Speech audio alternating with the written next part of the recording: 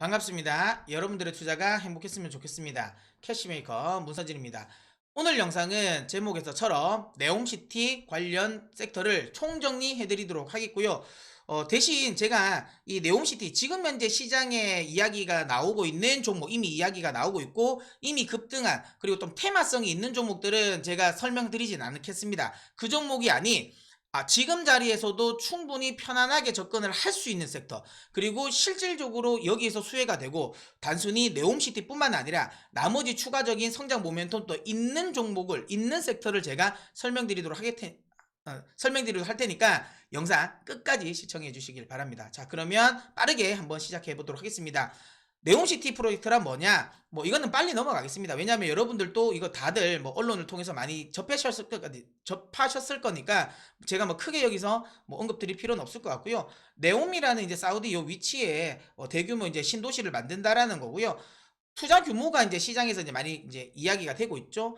여러 가지 뭐 어떤 데는 뭐 1300조라고 하는 데도 있고 뭐 500조라고 하는 데도 있는데 평균적으로 보니까 700조 정도 되더라고요. 그래서 700조의 대규모 공사다라고 보시면 되고요. 이렇게 더 라인, 옥사곤, 그다음에 트로제나 이런 식으로 세 가지 프로젝트를 이제 합해가지고 이렇게 한다라고 보시면 됩니다. 뭐 이건 제가 추가적으로 더 설명드릴 필요는 없을 것 같아서 제가 빠르게 넘어가도록 하겠고요.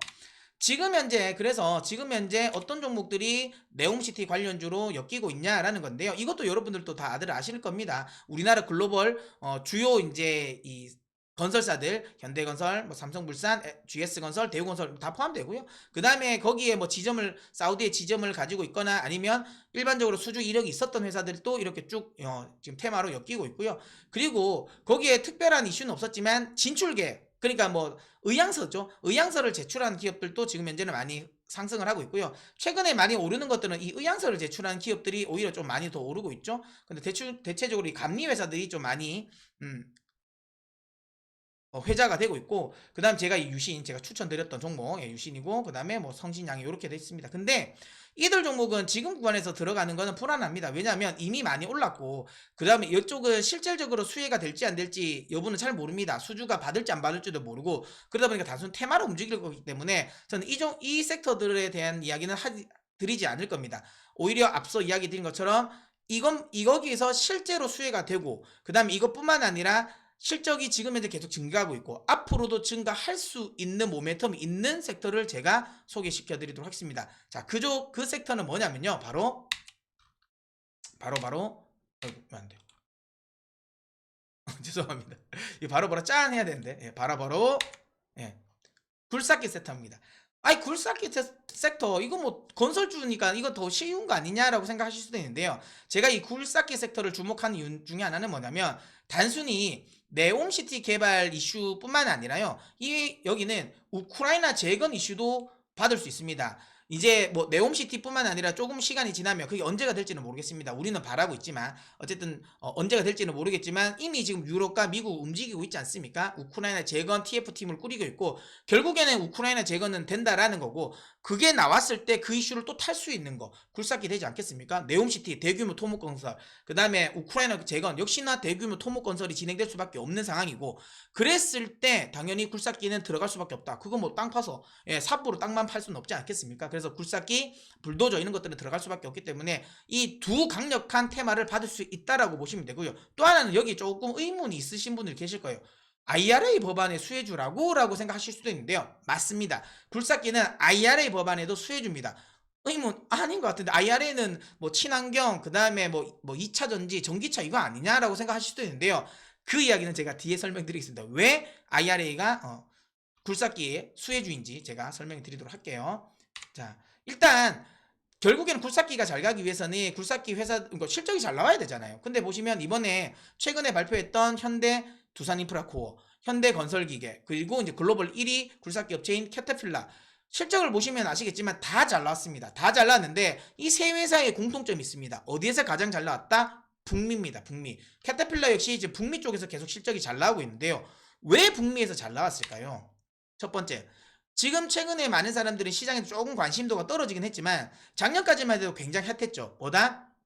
미국의 인프라 투자 법안 통과가 됐죠. 그러면서 실제로 인프라 투자 법안이 통과가 되고 거기서 미국은 사업을 하고 있는 겁니다. 인프라 투자 법안에서 가장 많은 비중을 차지하고 있는 게 뭡니까? 그렇죠. 도로 교량, 그 다음에 철도 교통입니다. 결국에는 도로도 새로 깔고 노후화된 교량도 다시 만들고 거기에 낡은 항만도 다시 만들고 건설하고 낡은 터미널도 다시 만들고 낡은 이거 약간 그거 같네요. 뭐 약간 이게 최민식 배우님 흉내낸 것 같네요. 하여튼 그런 식으로 크게 만든단 말입니다. 그걸 지금 하고 있고 그럼 거기에 결국 뭐가 들어갑니까? 네, 맞습니다. 굴삭기가 들어갈 수밖에 없어요. 이쪽에 관련된 부분에 있어서 계속 미국은 사업을 하고 있고 이쪽에서 계속 굴삭기 수요는 늘어날 수밖에 없는 겁니다. 그러면서 굴삭기는 계속 늘어날 수밖에 없는 거고요. 이거는 결국엔 네옴시티가 되던 그 다음에 우크라이나 재건이 되건 어쨌든 대규모 토목공사가 진행될 때 굴삭기는 필요하다라는 걸 당연히 알 수밖에 없는 거고요. 자, 그 다음에 많은 분들이 지금 의문을 가지실 왜 이게 IRA 법안에 수혜주냐라는 건데요. 일단 첫 번째 단순히 생각하더라도 자, IRA 법안이 통과가 되고 지금 가장 많이 이슈가 되는 게 뭡니까? 미국으로 공장을 지으라는 거구나라는 거잖아요. 그래서 우리나라 기업들도 전기차 기업들, 자동차 기업들 엄청나게 빠르게 미국으로 지금 계속 공장을 건설을 하려고 하고 있지 않습니까? 거기에 반도체 회사들도 미국의 공장을 직접적으로 지으려고 하고 투자를 하고 있고 공장을 지으려면 처음부터 물론 2차 전지, 전기차 뭐 이런 것들 보면 당연히 친환경이고 한데 이게 그냥 그 공장이 그냥 뚝딱 세워지는 게 아니잖아요. 그 공장을 만들기 위해서는 결국은 집안을 다지고 뭐 이런 거 만들어야 되니까 결국엔 여기에 뭐가 들어가겠습니까? 맞습니다. 굴삭기가 들어갈 수밖에 없어요. 그러니까 미국의 공장이 굉장히 지금 현재 많이 지어지고 있다라는 거는 또 이건 역시도 굴삭기 수요를 늘릴 수밖에 없다라고 보시면 되고요. 또 하나는 풍력, 태양광 이것도 지금 현재 굉장히 많이 지어지고 있죠. 풍력, 태양광 건설 뭐 어떻게 합니까? 그냥 뚝딱뚝딱 그냥 태양광 설치하면 됩니까? 그게 아니죠. 부지 조성을 해야 되잖아요. 그 부지 조성을 할 때 역시나 굴삭기, 불도저 이런 것들이 필요하거든요. 그렇기 때문에 이게 IRA 법안의 수혜주다라고 보시면 되고요. 또 하나는 여기 보시는 그림은 뭐냐면 이제 앞으로 이런 친환경 관련 에너지가 많이 사용된다. 그럼 거기에 어떤 광물이 많이 들어가냐? 가장 많이 들어가는 건 우리가 아는 거죠. 구리입니다. 구리는 결국에는 친환경, 뭐 태양광이든 뭐 풍력이 됐던 간에 결국에는 전기를 끌어와야 되기 때문에 거기에 들어가는 건 전선, 당연히 구리가 들어가죠. 그 다음에 다들 아시는 것처럼 2차 전지에 뭐가 많이 들어갑니까? 네, 구리가 많이 들어갑니다. 그러다 보니까 구리 수요는 폭발적으로 늘어날 수밖에 없고요. 이렇게 앞으로 이렇게 늘어난다라는 거고 결국에는 구리가 수요가 늘어나는 만큼 구리를 많이 캐야 될 거 아니겠습니까? 여기 보는 거 뭐 코발트, 망간, 뭐 흑연 이런 거 어쨌든 니켈 이런 것처럼 2차 전지나 이런 게 들어가는 것들이 다 광물이잖아요. 그럼 광물을 캐야 되는데 그거 곡괭이로만 캘 수 없지 않겠습니까? 결국은 굴삭기, 불도저가 필요할 수밖에 없어요. 그렇기 때문에 이 중장비 관련 종목들, 굴삭기 테마는 결국에는 IRA 법안의 수혜주다라고 생각하시면 됩니다. 여기서 근데 의문을 가지시는 분들도 계실 거예요. 그래, 그거는 알겠는데, 야, 광물을 캐는데, 어차피 지금 그 광물을, 지금도 그 뭐, 곡괭이로 캐냐? 어차피 거기에, 건설하는 지금 그러니까 굴삭기들이 있잖아. 물론 그게 나중에 노후화되면, 이걸 이제 바꾸는 수요는 늘어날 수 있겠지만 그게 뭐 캐파가 커지겠냐라고 의문을 가지시는 분도 계실 것 같은데요. 그 부분은 잘못 생각하고 계십니다. 뭐냐면 이 표를 보시면 아십니다. 이게 뭐냐면 그러니까 광물품이라는 거거든요. 광물품이가 뭐냐? 그러니까 내가 이렇게 광물을 캤을 때 얼마나 순수하게 광물이 포함되어 있냐 이걸 말하는 겁니다. 그러니까 근데 지금 이거 보시면 아시겠지만 계속 이 광물 품위가 계속 떨어지고 있어요. 이 말은 뭐냐면 앞으로 구리 수요는 늘어날 거예요. 구리 수요는 늘어나는데 중요한 건 그 수요를 맞추기 위해서는 지금과 똑같이 캐면 안 돼요. 똑같이 캐면 아까도 했지만 거기에 함유되어 있는 광물량이 계속 줄기 때문에 거기에 수요를 맞출 수 없어요. 그러면 더 많은 광물을 캐야 돼요. 더 많이 이제 쉽게 말하면 원석을 캐야 거기에 수요에 맞는 광물을 뽑아낼 수 있는 거거든요. 그렇다면 어떻게 했어요? 지금보다 더 많은 중장비가 필요하겠죠. 그렇기 때문에 이것 때문이라도 굴삭기는 계속 수요가 늘어날 수밖에 없다라는 거죠. 자, 이것만 딱 듣고 보셔도 굴삭기가 굉장히 매력적이지 않습니까? 단순히 네옴시티뿐만 아니라 향후 있을 우크라이나 재건 이슈도 받을 수 있고 그리고 지금 IRA 법안의 또 핵심 또 수혜주가 될 수 있다. 실적 관련 부분에 있어서의 걱정은 안 하셔도 된다라는 거고요. 자, 그렇다면 어떤 종목이 있을까라는 건데요. 이것들은 다들 아실 겁니다. 현대건설기계, 현대두산인프라코어, 진성TC 다 알고 있고요. 저는 이 세 종목 모두 좋게 생각합니다. 그래서 이 종목을 모두 뭐 저는 공략하셔도 된다라고 생각하지만 제가 제목에서 이야기 드렸잖아요. 대장주는 이거라고 했는데 그래도 딱 하나를 선택해야 되겠죠. 그래서 제가 이 세 종목 중에 제가 대장주로 픽한 종목은 진성TC입니다. 진성TC를 저는 대장주로 생각을 하고요. 왜 진성TC를 대장주로 생각했냐면 결국은 진성TC는 이거를 만드는 회사죠. 무한궤도에 포크레인이나 불도저 이런 무한궤도에 들어가는 요거 롤러 요 부품을 만드는 회사입니다. 이 롤러를 만드는 회사고요. 결국에는 굴삭기가 많이 팔리면 당연히 진성TC의 이 무한궤도 부품 역시도 많이 팔립니다. 그리고 진성TC의 가장 핵심 고객사가 누굽니까? 맞습니다. 캐터필러입니다. 세계 최대 굴삭기를 생산하는 회사입니다. 당연히 가장 많이 팔 가능성이 높겠죠. 그렇기 때문에 여기에 수혜를 가장 많이 본다라고 보고요. 뭐 그렇다고 해서 진성TC가 캐터필러만 있습니까? 그건 아니죠. 히타치도 있고요. 중국 기업들도 있습니다. 그 다음에 우리나라 기업들도 있고요. 뭐 그 다음에 최근 들어서는 이 존디어에도 납품을 했어요. 올해부터 존디어. 그러니까 존디어는 글로벌 최대 농기구 회사입니다. 그러니까 이건 이제 그 트랙터 만드는 회사지 않습니까? 이 트랙터 만드는 회사에도 지금 납품을 했습니다. 그만큼 또 새로운 고객사를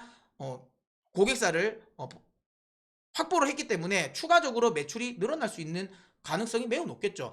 물론 이런 이야기를 하면 요즘에 중국 부동산도 좀 어렵고 한데 어떻게 하냐라고 생각하실 수 있지만 이번에 또 중국이 또 이 경제 봉쇄 정책을 또 완화를 시키지 않았습니까? 코로나 봉쇄 정책을 좀 경제 봉쇄 정책이 아니죠.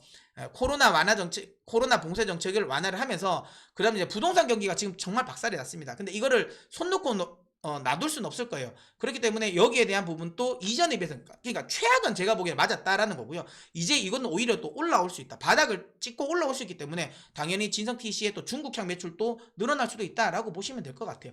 그렇기 때문에 그 부분은 전혀 걱정 안 하셔도 된다라고 생각하고요. 어쨌든 매출 증가는 계속 진행된다라고 보시면 될 것 같아요.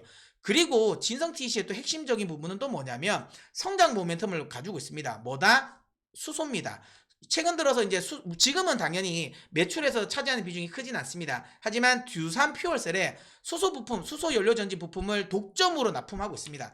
이전까지는 이거를 이제 국산화를 하지 못했어요. 근데 진성TC가 국산화를 하면서 이걸 두산 퓨얼셀에 독점 납품하고 있고요. 부품은 이제 압력판입니다. 요 압력판이고 그 다음에 중요한 건 수소 연료 전지의 핵심은 스택이거든요. 스택에 들어가는 부품을 두산 퓨얼셀에 독점 납품하고 있다. 즉 이번에 네옴시티도 수소 이야기가 나옵니다. 그러면 수소 테마가 일었을 때도 충분히 모멘텀을 받을 수 있고 그 다음에 미래 성장성도 있다. 지금 당장 먹을 거리도 많습니다. 그러면 앞으로 미래의 먹거리도 많다. 당연히 저는 공략해도 되지 않을까라는 생각을 하고 있고요. 자, 차트를 보면서 기술적 분석을 하고 기술적 분석을 해드리도록 하겠습니다. 일단 단기적으로 많이 올랐다라서 약간 겁나하실 수도 있지만 중요한 건 오히려 이럴 때는 눌리면 잡는다라고 생각하시면 될 것 같습니다.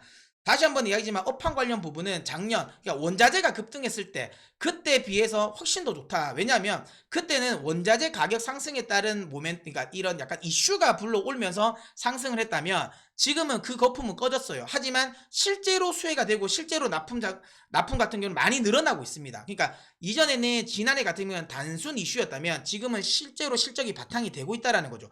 내년 실적 기준으로 본다면 지금 진성TC의 PER은 4배밖에 되지 않습니다. 굉장히 싸다라고 보시면 될 것 같고요. 그렇다면 지금 그러니까 지난해 고점 정도 수준까지는 우리가 도전해봐도 되지 않을까라고 생각해요. 그래서 저는 16,000원까지는 지금 자리에서도 충분히 저는 공략 가능하다라고 생각되기 때문에 이 종목은 떨어지면 좀 추가 매수 한다는 생각으로 공략 가능하지 않을까라고 생각합니다. 자, 이렇게 해서 네옴시티 관련해가지고 이 실질적인 수혜주가 될 수 있는 섹터, 굴삭기 섹터를 이야기 드렸고요. 자, 그 다음에 2부 시간에는 또 하나를 준비했습니다. 똑같은 네옴시티 관련 이슈가 되는 종목인데요. 이 섹터 역시도 이 굴삭기 못지않게 여러 가지 다재다능한 매력도가 있고 이슈가 있는 섹터니까 2부 영상도 또 한번 이어서 봐주시길 바랍니다. 자, 그러면 저는 2부에서 또 찾아뵙도록 하겠습니다.